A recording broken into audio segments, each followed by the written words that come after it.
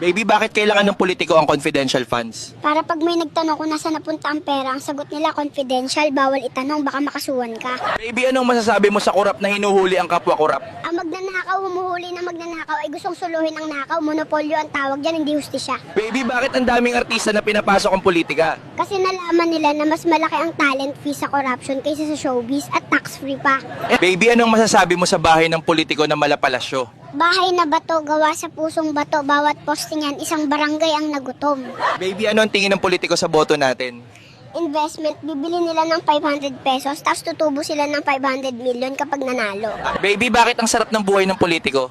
Kasi ninakaw nila yung sarap ng buhay mo. Ang kaligayahan nila galing sa paghihirap natin, parasite sila. Baby, ano ang tawag sa politiko na hindi kurap?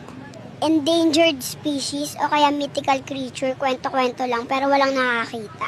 Baby, bakit tumatakbo pa rin ng politiko kahit matanda na? Kasi walang retirement sa pagnanakaw, hanggat nakakapirma ang kamay, tuloy ang ligaya. Tuloy ang ligaya.